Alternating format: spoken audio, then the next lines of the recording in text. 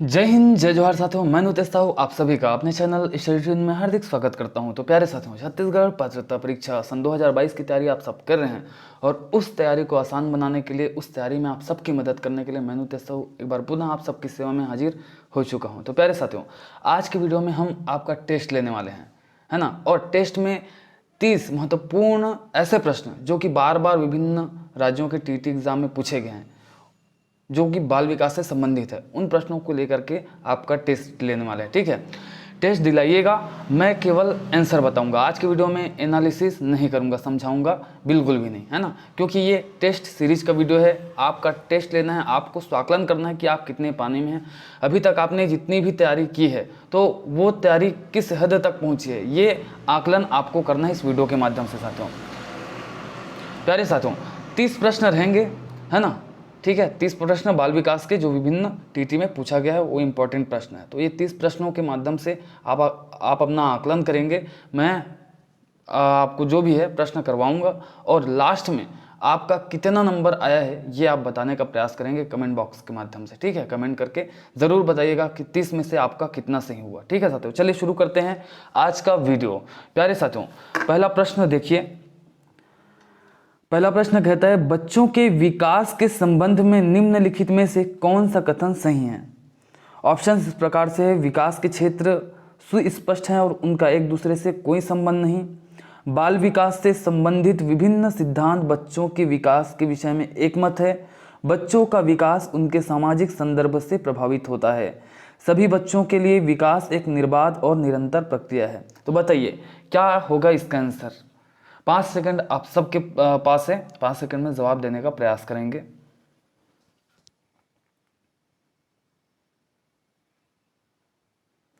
तो प्यारे साथियों, इसका राइट आंसर हो जाएगा ऑप्शन नंबर 3, बच्चों का विकास उनके सामाजिक संदर्भ से प्रभावित होता है। चलिए, कितना सही हो रहा है लास्ट में ज़रूर बताइएगा कि 30 में से आपने कितना सही किया। ठीक है, चलिए दूसरा प्रश्न देख लेते हैं। दूसरा प्रश्न कुछ इस प्रकार से है साथियों, थोड़ा सा बड़ा कर दूं इसको। निम्नलिखित में से कौन सा तीसरी कक्षा के विद्यार्थियों के स्तर के अनुकूल सूक्ष्म गति कौशल का उदाहरण है। दोस्तों के साथ दौड़ना, एक धागे में मोती पिरोना, सीढ़ियां चढ़ना या फिर खरगोश की तरह फुदकना। तो बताइए सूक्ष्म गति कौशल का उदाहरण क्या है इन चारों में से।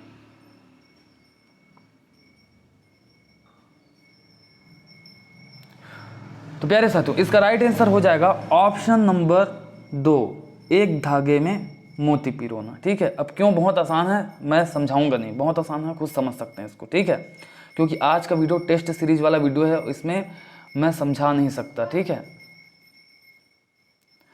चलिए देख लेते हैं अगला प्रश्न। तीसरा प्रश्न यहाँ पर थोड़ा सा कूट दिया हुआ है, पढ़ते हैं। तीसरा प्रश्न क्या कहता है आपका, निम्नलिखित में से कौन सी प्रवृत्ति गुण पूर्णतः आनुवांशिक है। आंखों का रंग, बुद्धि, नैतिक विकास या फिर सामाजिक कौशल। चलिए बताइए निम्नलिखित में से कौन सी प्रवृत्ति जो गुण है वो पूर्णतः आनुवांशिक है, ये आपको बताना है। तो प्यारे साथियों, इसका राइट आंसर हो जाएगा ऑप्शन नंबर ए, आंखों का रंग। बड़ा आसान था। ठीक है, आई होप आप सब सही आंसर कर रहे होंगे। 30 में से कितना आपके मार्क्स आ रहे हैं ज़रूर बताइएगा, क्योंकि ये मजाक के प्रश्न नहीं है साथियों, है ना। कोई कहीं से भी उठा करके लाया गया प्रश्न नहीं है। ये विभिन्न राज्यों में पूछे गए, जो टीटी का एग्ज़ाम जो होता है ना विभिन्न राज्यों में, वहाँ पर पूछा गया प्रश्न है। तो ये बहुत इंपॉर्टेंट है और ये छत्तीसगढ़ शिक्षक पात्रता परीक्षा में भी रिपीट हो सकता है। चलिए चलते हैं चौथे प्रश्न की ओर। चौथा प्रश्न आप सबके समक्ष पढ़िए भी और सुनिए भी। विद्यालय बच्चों को नए व्यवहार और नियम सिखाते हैं भाई, और उनसे इसी अनुरूप क्रिया की अपेक्षा करते हैं। विद्यालय सामाजिकरण की खालिस्तान संस्था के रूप में कार्य कर रहा है। बताइए प्राथमिक, संरचनात्मक, द्वितीयक या फिर विश्लेषण।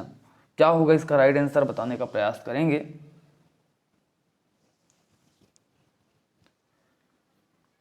तो प्यारे साथियों, इसका राइट आंसर हो जाएगा ऑप्शन नंबर 3, द्वितीयक। ठीक है, क्योंकि प्राथमिक जो है वो उसका परिवार होता है। ठीक है, सामाजिकरण के लिए प्राथमिक संस्था उसका परिवार, द्वितीयक संस्था उसका विद्यालय। ठीक है, इसका राइट आंसर ऑप्शन नंबर 3। कितना आ रहा है लास्ट में बताइएगा। चलिए यहाँ पर थोड़ा प्रश्न पढ़ लेते हैं, उसके बाद ऑप्शन की ओर चलेंगे। प्रश्न है, लॉरेंस कोलबर्ग के अनुसार नैतिक विकास से कौन से स्तर पर बच्चा अच्छा लड़का अच्छा लड़की अभिविन्यास प्रदर्शित करता है। ऑप्शंस इस प्रकार से है कुछ, देखिएगा। पूर्व पारंपरिक स्तर, परतंत्र नैतिकता स्तर, सहयोगी रूपी नैतिकता स्तर। प्रश्न एक बार और दिखाने का प्रयास करूंगा। प्रश्न इस प्रकार से है कि लॉरेंस कोलबर्ग के अनुसार नैतिक विकास से कौन से स्तर पर बच्चा अच्छा लड़का अच्छा लड़की अभिविन्यास प्रदर्शित करता है ना। और ऑप्शंस यहाँ पर कुछ इस प्रकार से है, देख लीजिए। तो प्यारे साथियों, इसका राइट आंसर हो जाएगा ऑप्शन नंबर 2, पारंपरिक स्तर। ठीक है, चलिए चलते हैं अगले प्रश्न की ओर साथियों। अगला प्रश्न कुछ इस प्रकार से है आप सबके समक्ष। सीता का साइकिल चलाने के पूर्व अनुभव के आधार पर स्कूटर चलाने के तरीकों में बदलाव करना क्या कहलाएगा। समावेशन, संतुलन, साम्य धारण, समायोजन या फिर असंतुलन असाम्य धारण। क्या होगा बताइए, 5 सेकंड आप सबके पास। तो प्यारे साथियों, इसका राइट आंसर हो जाएगा समायोजन। ठीक है, सीता का साइकिल चलाने के पूर्व अनुभव के आधार पर स्कूटर चलाने के तरीकों में बदलाव करना समायोजन कहलाएगा। समायोजन वह प्रक्रिया है साथियों जिसके द्वारा व्यक्ति या फिर प्राणी अपनी आवश्यकताओं और इन आवश्यकताओं की पूर्ति को प्रभावित करने वाली परिस्थितियों में संतुलन रखता है। और इसी प्रक्रिया के अंतर्गत सीता स्वयं को स्कूटर चलाने के तरीकों के अनुरूप ढालने का प्रयास कर लेती है, जो उसकी समायोजन करने की क्षमता को प्रदर्शित करती है। ठीक है, अगला प्रश्न देख लेते हैं साथियों। अगला प्रश्न कुछ इस प्रकार से आप सबके समक्ष। खाली स्थान अवस्था में बच्चे लाक्षणिक कार्य करना प्रारंभ कर देते हैं और उनमें भाषा कौशल तेजी से विकसित होता है।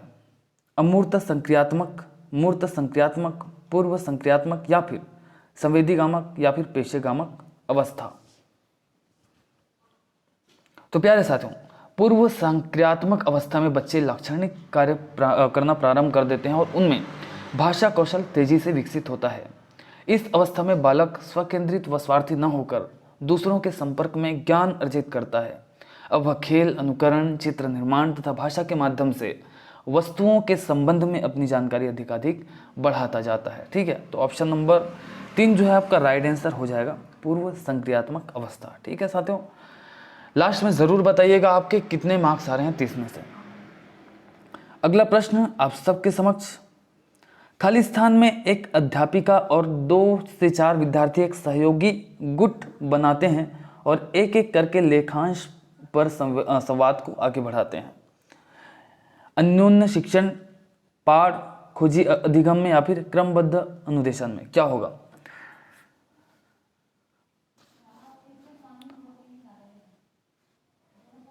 तो प्यारे साथियों, इसका राइट आंसर हो जाएगा अन्योन्य शिक्षण में। अन्योन्य शिक्षण में एक अध्यापिका और 2-4 विद्यार्थी एक सहयोगी समूह बनाते हैं और एक एक करके लेखांश पर संवाद को आगे बढ़ाते हैं। अन्योन्य या फिर जो पारस्परिक शिक्षण है वह एक निर्देशात्मक गतिविधि को संदर्भित करता है जिसमें छात्र छोटे समूह पठन सत्रों में शिक्षक बन जाते हैं, जिनमें छात्र 4 रणनीतियों जिसमें सारांशित करना, प्रश्न बनाना, स्पष्ट करना और भविष्यवाणी करना इत्यादि शामिल है। तो इसमें कार्य करते हैं। इस शिक्षण विधि से छात्र को समूह चर्चा का मार्गदर्शन करने व सीखने में मदद मिलती है। ठीक है, तो राइट आंसर भैया अन्योन्य शिक्षण। अगला प्रश्न देख लेते हैं साथियों। अगला प्रश्न है, प्राथमिक विद्यालय के बच्चों को पढ़ाने के लिए लेव वाइगोत्स्की ने निम्नलिखित में से कौन सी तकनीक सुझाई है? अनुदेशनात्मक पाठ, पुनर्बलन, साम्य धारण संतुलन या फिर अभिक्रमित शिक्षण। तो प्यारे साथियों, इसका राइट आंसर आपको बताना है क्या होगा। तो इसका राइट आंसर हो जाएगा साथियों ऑप्शन नंबर 1, अनुदेशनात्मक पाठ। प्यारे साथियों, प्राथमिक विद्यालय के बच्चों को पढ़ाने के लिए लेव वाइगोत्स्की ने अनुदेशनात्मक पाठ तकनीक सुझाई है। क्यों?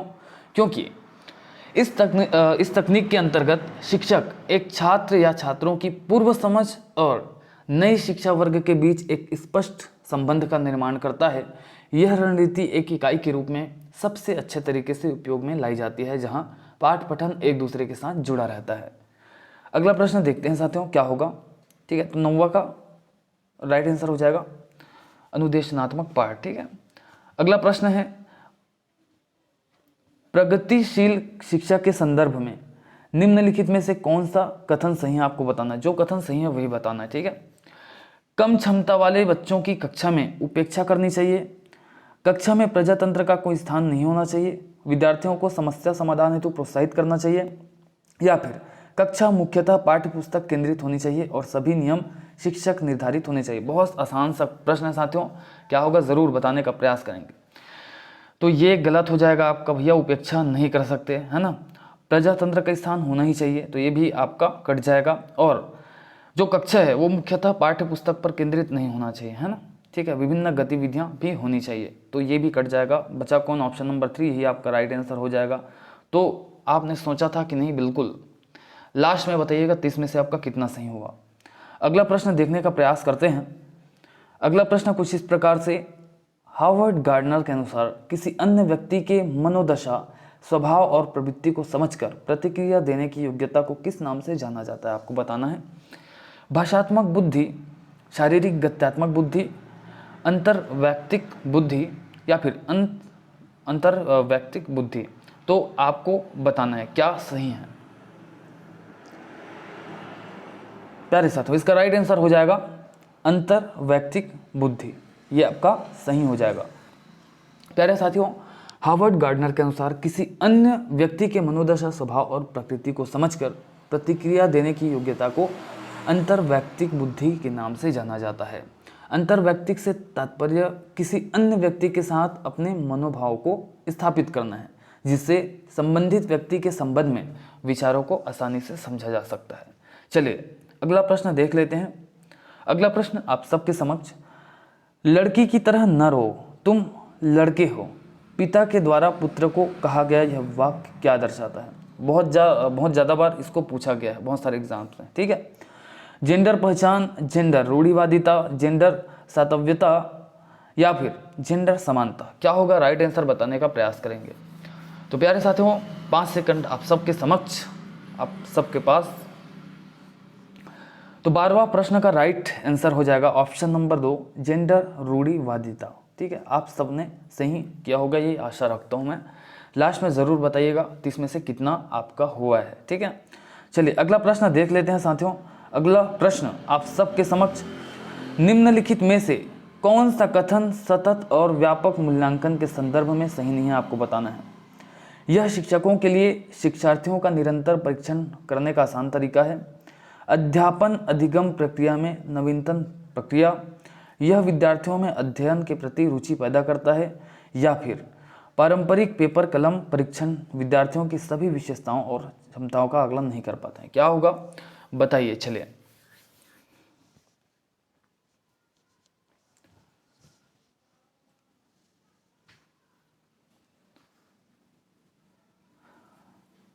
ठीक है, सही नहीं है वही बताना था आपको। तो प्यारे साथियों इसका राइट आंसर हो जाएगा ऑप्शन नंबर 1, यह शिक्षकों के लिए शिक्षार्थियों का निरंतर परीक्षण करने का आसान तरीका है। ठीक है, तो सही यही नहीं है, ऑप्शन नंबर 1। ठीक है,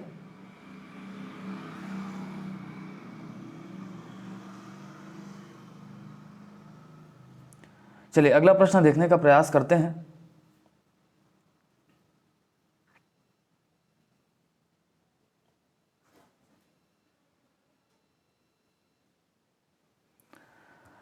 अगला प्रश्न आप सबके समक्ष, कथन यहाँ पर ए है, एक अध्यापक को कक्षा की सामाजिक, सांस्कृतिक, धार्मिक और भाषाई विविधता को समझना चाहिए।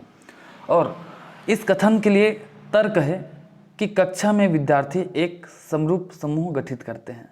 ठीक है, इसको पढ़िए और बताइए कि कथन ए सही है कि नहीं है, और कथन ए के लिए जो तर्क दिया हुआ है आर, कथन आर, ये सही है कि नहीं है, आपको बताना है।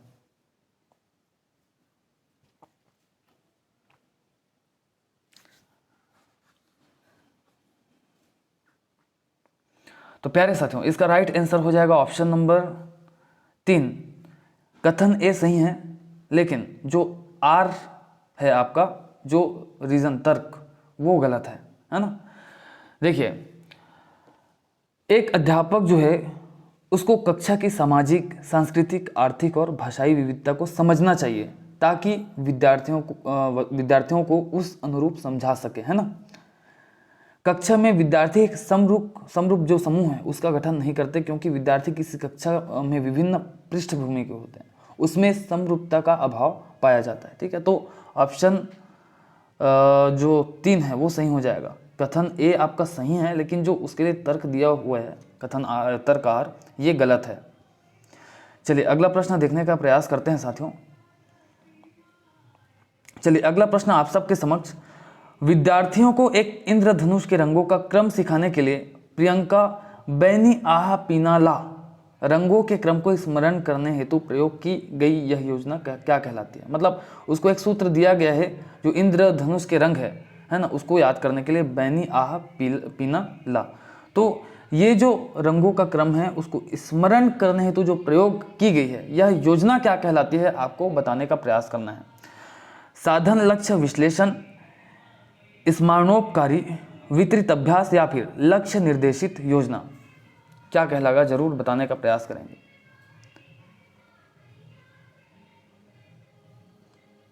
तो प्यारे साथियों, इसका राइट आंसर हो जाएगा ऑप्शन नंबर 2, स्मरणोपकारी। ठीक है, क्योंकि यहाँ पर याद करवाया जा रहा है ना, स्मरण करवाया जा रहा है, इस कारण से स्मरणोपकारी ये राइट आंसर हो जाएगा। चलिए अगला प्रश्न देख लेते हैं। अगला प्रश्न क्या है भाई, अगला प्रश्न कहता है निम्न में से किस युग्म का मिलान सही है, आपको बताना है। सृजनात्मकता, अभिसारी चिंतन, लेखन वैकल्प, विषय पढ़ाने में कठिनाई, बौद्धिक स्तर, एक स्थायी व्यक्तिगत अभिलक्षण या फिर समावेश और विशिष्ट विद्यालयों में असमर्थ अधिगमकर्ताओं की शिक्षा। तो कौन सा मिलान सही है भैया, आपको बताना है।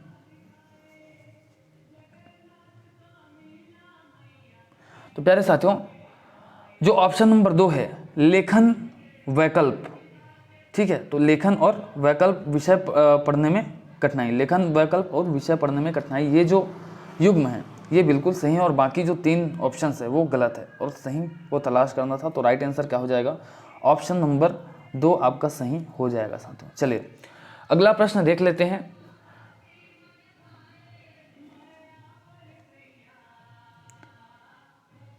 अगला प्रश्न है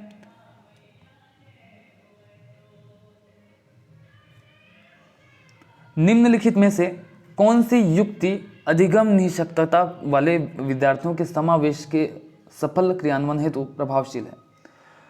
विषय वस्तु के प्रस्तुतिकरण के लिए बहुविध साधनों का प्रयोग, विद्यार्थी की आवश्यकता के अनुसार वैयक्तिक शिक्षक योजना को समुन्नत करना, प्रक्रिया उन्मुख अधिगम के बजाय उत्पादन उन्मुख लक्ष्य को बढ़ावा देना, या फिर सभी विद्यार्थियों के लिए एक समान मानक निर्धारित करना और कक्षा में विविधता की अनदेखी करना।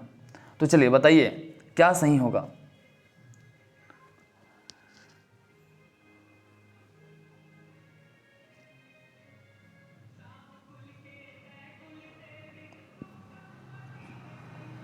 इसके लिए कूट तो आपको दिया ही नहीं, देखिए इसके लिए कूट यहाँ पर है ना, क्योंकि एक से अधिक भी सही हो सकते हैं, चारों में से जितने सही हैं तो कूट उसके लिए यहाँ पर दिया हुआ है। क्या सही होगा आपको बताना है, ठीक है।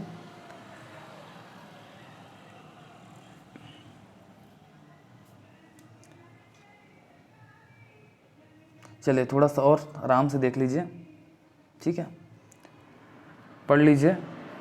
चलिए तो जो नंबर 17 है इसका राइट आंसर हो जाएगा साथियों ऑप्शन नंबर 3, ए और बी दोनों, ठीक है। तो जो ऑप्शन नंबर 1 है और ऑप्शन नंबर बी दोनों ही प्रभावशाली है, इस कारण से आपका राइट आंसर 3 हो जाएगा, ठीक है। तो आपने क्या सोचा था बिल्कुल लास्ट में बताइएगा 30 में से कितना सही हुआ आपका। चलिए अगला प्रश्न देखने का प्रयास करते हैं। अगला प्रश्न कुछ इस प्रकार से है आप सबके समक्ष साथियों, देखिए। और वीडियो जो है ना आप 360p में देखा कीजिए, है ना। 240p में ऐसे जनरली चलता है ना डाटा सेवर में, लेकिन आप 360p कर लीजिएगा, उसमें भी ज़्यादा डाटा खर्च नहीं होता, लेकिन आपको क्लियर नज़र आता है ना। जितना ज़्यादा क्लियरिटी रहेगा उतना ज़्यादा आपको वीडियो देखने में मज़ा आएगा साथियों। चलिए पढ़ लेते हैं 18वां प्रश्न। किसी आपकी कक्षा का एक विद्यार्थी अपने विचारों को व्यक्त करने में मुश्किल महसूस करता है और बार बार विद्यालय द्वारा निर्धारित मुख्य द्वारा रूपी भाषा और उसके स्थानीय कस्बे की बोली में फेरबदल करता रहता है। एक अध्यापिका के तौर पर आपको क्या करना चाहिए? ऑप्शंस कुछ इस प्रकार से है। भाषा के शुद्ध स्वरूपी उपयोग को प्रोत्साहित करना चाहिए, विद्यार्थी को विशेष शिक्षा वाले विद्यालय में भेजने का प्रस्ताव रखना चाहिए, अनुक्रमिक रूप से लक्षित भाषा में समरूपी शब्द अर्थ प्रस्तावित करने चाहिए, या फिर भाषाओं को मिश्रित करने पर फटकारना चाहिए। क्या सही होगा? चलिए बताने का प्रयास कीजिएगा। तो प्यारे साथियों, इसका राइट आंसर हो जाएगा आपका अनुक्रमिक रूप से लक्षित भाषा में समरूपी शब्द अर्थ प्रस्तावित करने चाहिए। ठीक है, तो ये आपका राइट आंसर हो जाएगा ऑप्शन नंबर 3। चलिए आगे थोड़ा सा और देखने का प्रयास करते हैं। 19वां प्रश्न। 19वां प्रश्न कुछ इस प्रकार से आप सबके समक्ष। 19वां प्रश्न कहता है, एक समावेशी कक्षा में विशेष आवश्यकताओं वाले छात्र से अपेक्षा की जाती है कि सभी के लिए उपयोग होने वाले साधारण पाठ्यक्रम को वे अपने अनुकूल बनाएं, या फिर विशेष आवश्यकताओं वाले छात्रों को मुख्यधारा शिक्षा के बाहर उनके लिए विशेष रूप से तैयार की गई सामग्री द्वारा पढ़ाया जाता है। विशेष आवश्यकताओं वाले छात्रों की शिक्षा का प्रयोजन एक विशेष शिक्षक के साथ एक अलग कक्ष में किया जाता है। या लास्ट ऑप्शन है, विशेष आवश्यकताओं वाले छात्र को मुख्य प्रवाह शिक्षा धारा में पढ़ाया जाता है और प्रत्येक छात्र की पूर्ण भागीदारी के लिए सभी अवरोधों को हटाने की वचनबद्धता होती है। तो क्या होगा इसका राइट आंसर? चलिए बताइए। प्यारे साथियों, इसका राइट आंसर हो जाएगा ऑप्शन नंबर 4। विशेष आवश्यकताओं वाले छात्र को मुख्य प्रवाह शिक्षा धारा में पढ़ाया जाता है और प्रत्येक छात्र की पूर्ण भागीदारी के लिए सभी अवरोधों को हटाने की वचनबद्धता होती है। यही क्या है? समावेशी कक्षा होती है। ठीक है, बार बार पूछा जाता है समावेशी कक्षा से रिलेटेड प्रश्न, और मैं ढेर सारे प्रश्न इससे संबंधित, इससे रिलेटेड करवाता ही हूँ। प्यारे साथियों, यदि आपको आकलन करना है कि आपकी तैयारी कितनी हुई है, तो ज़रूर आप छत्तीसगढ़ पात्रता परीक्षा के जो पिछले वर्ष के क्वेश्चन पेपर है उसको हल करिएगा।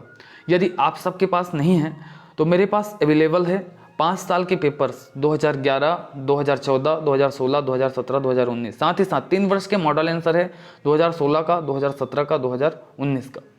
तो आप पेपर ले सकते हैं। ठीक है, 5 पेपर है, 3 मॉडल आंसर है, कुल 8 हो जाते हैं। 10 रुपये के हिसाब से 80 रुपये मात्र मूल्य उसका, 1 लीटर पेट्रोल से भी कम। और आपके लिए ये 80 रुपये बहुत कम है, आपके करियर के लिए बहुत कम है। यदि आप खरीदना चाहते हैं तो हमारा व्हाट्सअप और फ़ोनपे नंबर है 6261237970। आप पेमेंट करके व्हाट्सअप में मैसेज कर दीजिएगा, स्क्रीनशॉट करके पेमेंट का, फिर हम आपको PDF भेज देंगे। 183 पेज का PDF है। ठीक है ना? तो आप इसको प्रिंट आउट भी करा सकते हैं अगर चाहे तो। इससे क्या होगा, आपको व्यापम की जो नज़रिया है या फिर कैसे प्रश्न छांटता है व्यापम, ये समझ में आएगा। और कई क्वेश्चंस ऐसे होते हैं जो रिपीट होते हैं, तो बहुत फ़ायदा है। और साथ ही साथ आप आकलन कर पाएंगे, है ना? और आप देख पाएंगे कि 150 में से कितना कर सकते हैं, है ना? इंसान 1 साल के पेपर दिलाने के लिए 300 रुपये का फॉर्म भरते थे पहले, अभी तो खैर फ्री हो गया, लेकिन पहले भरते थे ना सिर्फ अनुभव के लिए, है ना? कई लोग पात्रता नहीं ले सकते क्योंकि कोई फर्स्ट ईयर में रहते हैं या फिर कोई 12वीं पास आउट है, वो भी दिलाते हैं सिर्फ अनुभव के लिए। तो भाई अनुभव के लिए, एक पेपर के अनुभव के लिए 300 रुपया खर्च कर सकते हैं, तो यहाँ पर 5 पेपर का अनुभव मिलेगा आपको। ठीक है, तो बिल्कुल आप 80 रुपये खर्च कर लीजिएगा, डरिएगा नहीं बिल्कुल भी, आपके फ्यूचर के लिए। ठीक है, यदि आप की इच्छा हो तो खरीदिएगा। ठीक है, तो बिल्कुल। चलिए अगला प्रश्न देखते हैं, 20वां प्रश्न देखते हैं। 20वां प्रश्न आप सबके समक्ष साथियों, एक समावेशी कक्षा में पढ़ने वाले छात्र सौरभ निम्नलिखित विशेषताएं दर्शाता है। पुस्तक को पढ़ते समय या तो स्वयं के बहुत नज़दीक या बहुत दूर पकड़ता है, बार बार आंख झपकाता है और एक आंख बंद करता है या उसकी आंखों में लालिमा होती है, चाक बोर्ड पर लिखी वस्तु को गलत पढ़ता है। ये विशेषताएं निम्नलिखित में से किस परिस्थिति की ओर संकेत करती है? प्रमस्तिष्कीय घात, दृष्टि बाधिता, पठन वैकल्य या फिर उच्चारण वैकल्य? बताइए।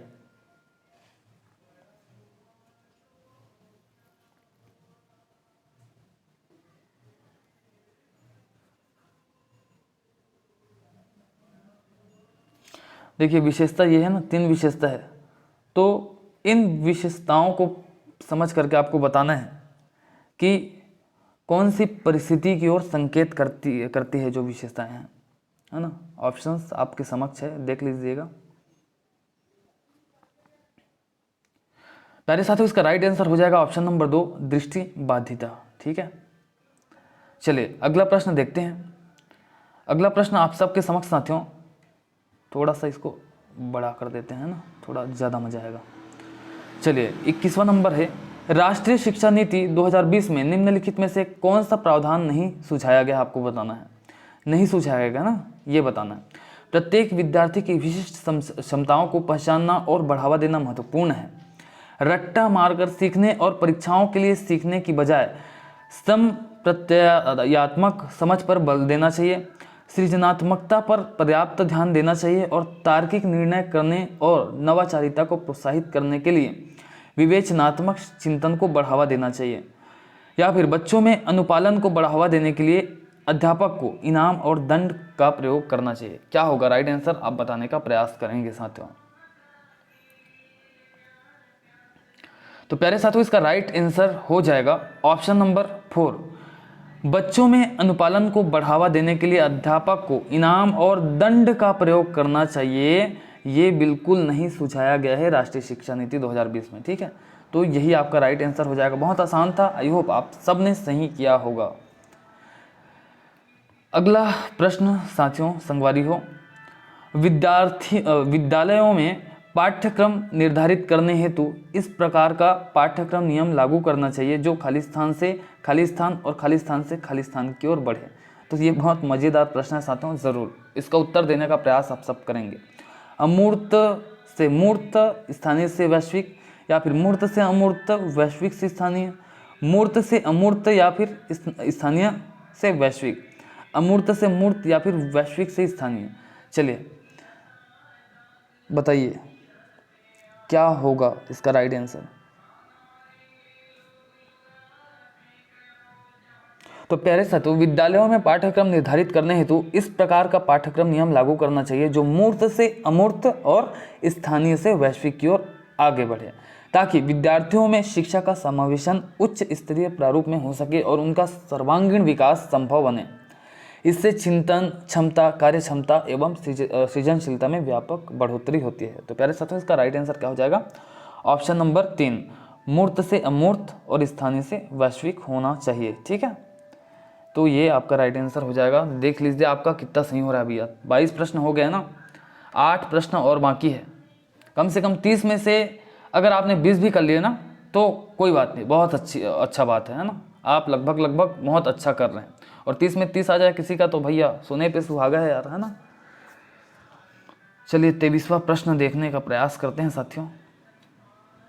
23वां प्रश्न है, एक अध्यापक पठन शुरू करने के लिए अपने विद्यार्थियों को कलम, चीता, पानी जैसे अर्थपूर्ण शब्दों की पहचान करने के लिए प्रोत्साहित करता है। इस शिक्षण शास्त्रीय प्रक्रिया में अधिगम का कौन सा सिद्धांत निहित है। बहुत आसान सा है, क्रिया प्रसूत अनुकूलन, शास्त्रीय अनुकूलन, न्यूनतावाद या फिर संरचनावाद। चलिए बताइए, बहुत ही आसान सा प्रश्न साथियों।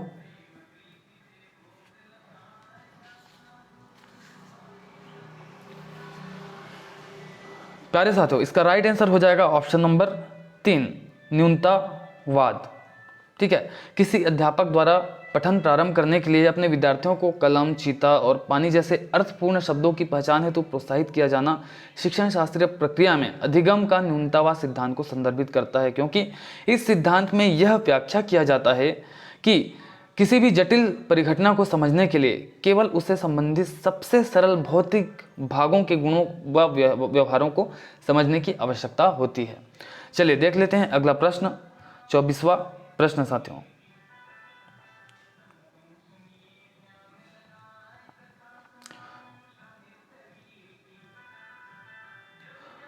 चलिए 24वां प्रश्न आप सबके समक्ष, बच्चों के चिंतन में प्रत्यात्मक बदलाव को किस प्रकार प्रोत्साहित किया जा सकता है, आपको बताना है। दंड का प्रयोग करके, बहु विभिन्न उदाहरण देकर और बच्चों को उनके तर्क खोजने के लिए कहकर, बच्चों को सही संप्रत्यय का रट्टा मारने के लिए कहकर, या फिर बारंबार वेधन और अभ्यास द्वारा। चलिए बताइए क्या सही है, बहुत ही आसान है। आई होप आप सब इसका राइट आंसर तो सब देंगे, ठीक है। चलिए चलिए चलिए, बताइए बताइए क्या सही होगा। तो प्यारे साथियों, इसका राइट आंसर हो जाएगा ऑप्शन नंबर 2, बहु विभिन्न उदाहरण देकर और बच्चों को उनके तर्क खोजने के लिए कहकर, ठीक है, प्रोत्साहित किया जा सकता है। ये बिल्कुल सही है भैया। अगला प्रश्न देखते हैं। चलिए अगला प्रश्न आप सबके समक्ष फिर से कूट वाला प्रश्न है। आपकी कक्षा का एक विद्यार्थी प्रतिस्पर्धात्मक वातावरण के बारे में आशंकित और चिंतित रहता है। एक अध्यापिका के तौर पर आपको लगता है कि उच्च स्तर की शैक्षिक आशंका लोगों को अभिप्रेरित और जिम्मेदार रखती है और एक संधारणीय और समृद्ध जीवन के लिए मदद करती है। ठीक है, ये आपका कथन ए है। कथन बी, विद्यार्थी की बढ़ी हुई संशय और बेचैनी से भावात्मक डर पैदा होता है जो विद्यार्थी की एकाग्रता, शक्ति और स्मृति क्षमता को प्रभावित करता है। चलिए, तो क्या सही है आपको बताना है।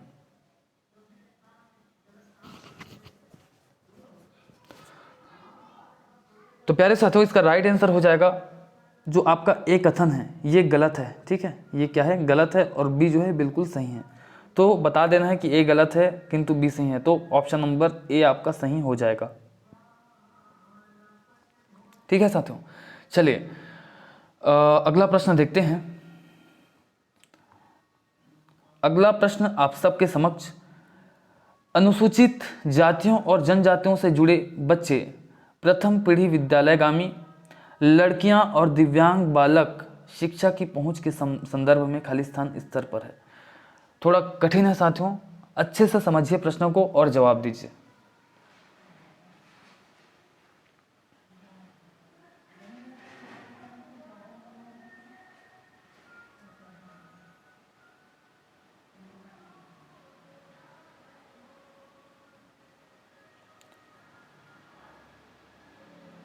तो प्यारे साथियों, जो अनुसूचित जाति और जनजाति से जुड़े बच्चे हैं, जो प्रथम पीढ़ी विद्यालयगामी जो बच्चे हैं, है ना, और जो लड़कियां हैं, मतलब जो बच्चे हैं दिव्यांग बालक है, तो ये सब प्रतिकूल स्तर पर है ना, शिक्षा की पहुंच के संदर्भ में प्रतिकूल स्तर पर है। क्यों? क्योंकि शिक्षा से पिछड़े हुए हैं, शिक्षा में पिछड़े हुए बच्चे हैं, ये जो कहा जा रहा है, बताया जा रहा है 26वें नंबर के क्वेश्चन में, है ना।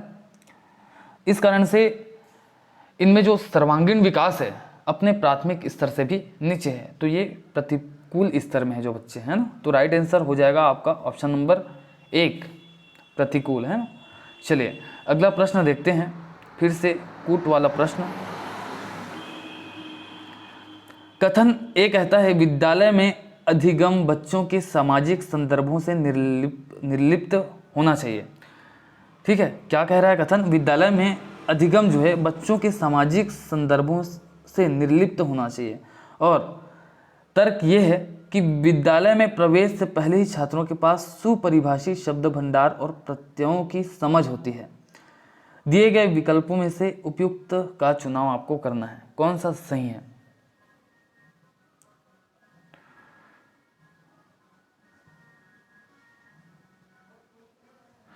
तो प्यारे साथियों, कथन ए है वो गलत है, क्योंकि जो विद्यालय में अधिगम है, तो जो अधिगम है वो बच्चों के सामाजिक संदर्भों से जुड़ा हुआ होना चाहिए, लिप्त होना चाहिए, है ना। तो निर्लिप्त मतलब नहीं जुड़ा हुआ होना चाहिए बोला जा रहा है। तो अधिगम को विद्यालय में बच्चों के सामाजिक संदर्भों से जुड़ा हुआ होना चाहिए, इस कारण से ये गलत है, क्योंकि यहाँ पर नहीं जुड़ा हुआ होना चाहिए, निर्लिप्त होना चाहिए बोला जा रहा है। और जो तर्क बी है वो भी गलत है, विद्यालय में प्रवेश से पहले ही छात्रों के पास सुपरिभाषित शब्द भंडार और प्रत्ययों की समझ होती है, तो ये गलत है भैया। देखिए बहुत सारे शब्द होते हैं, भाषा जानते हैं विद्यालय में प्रवेश से पहले बच्चे, लेकिन सुपरिभाषित शब्द भंडार और प्रत्यय नहीं होते भैया। इतना एडवांस लेवल में समझ नहीं बनी रहती भाषा के संबंध में बच्चों का। ठीक है, तो दोनों ही गलत है। तो कहाँ भैया दोनों गलत है, ए और बी दोनों गलत है, तो ऑप्शन नंबर 4 सही हो जाएगा आपका। ठीक है, चलिए अगला प्रश्न देखते हैं क्या होगा। अगला प्रश्न है एक छात्रा यह मानती है कि वह एक परीक्षा में सफल नहीं हो पाएगी और वह अपने प्रदर्शन को कभी सुधार नहीं सकती।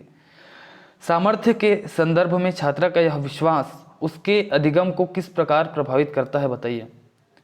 छात्रा के अभिप्रेरण में वृद्धि करता है, छात्रा के अभिप्रेरण पर किसी भी प्रकार का प्रभाव नहीं डालता है, छात्रा के कार्य छोड़ने की अनुभूति का एहसास दिलाता है और उसे अधिगम असहायपन की ओर ढकेलता है, छात्र को कार्य तनाव मुक्त होने में सहायता होता है।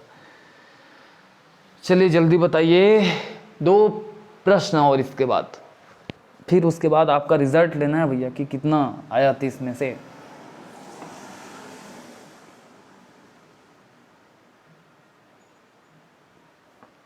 तो प्यारे साथियों, छात्रा का यह मानना कि वह परीक्षा में सफल नहीं हो पाएगी और वह अपने प्रदर्शन को कभी सुधार नहीं सकती।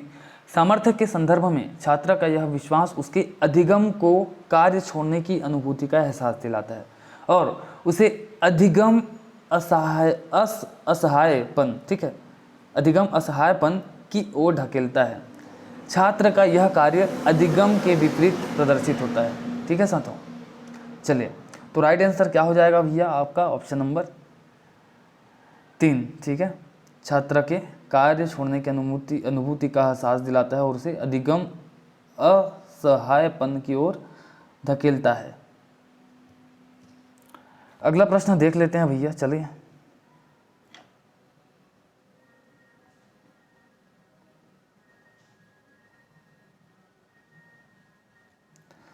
अगला प्रश्न है भैया, निम्नलिखित में से कौन सी योजना विद्यार्थियों को सीखने के लिए निरंतर अभिप्रेरित रखने में सबसे ज़्यादा मददगार है? आपको बताना है।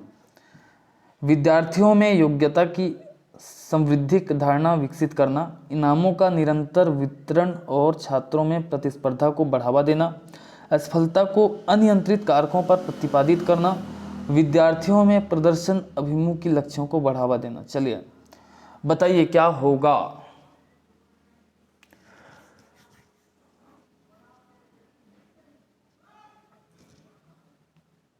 तो प्यारे साथियों, इसका राइट आंसर हो जाएगा ऑप्शन नंबर 1, विद्यार्थियों में योग्यता की संवृद्धिक धारणा विकसित करना। ठीक है, ये आपका राइट आंसर हो जाएगा ऑप्शन नंबर 1। चलिए इस टेस्ट सीरीज का अंतिम प्रश्न,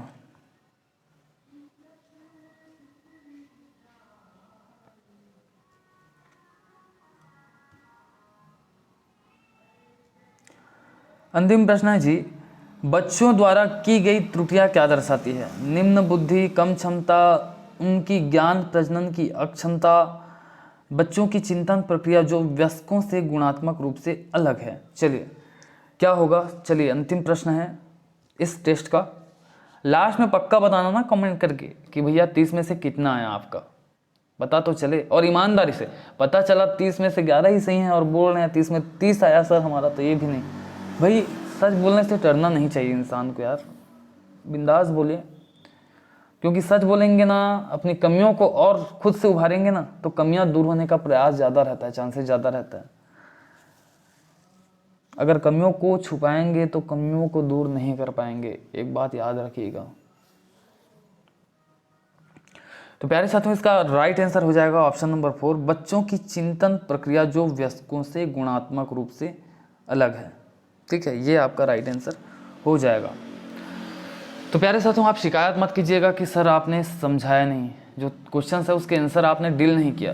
तो भैया ये डील करने का समय नहीं है ना। आपने जितना प्रयास करना था, पढ़ना था, पढ़ लिए।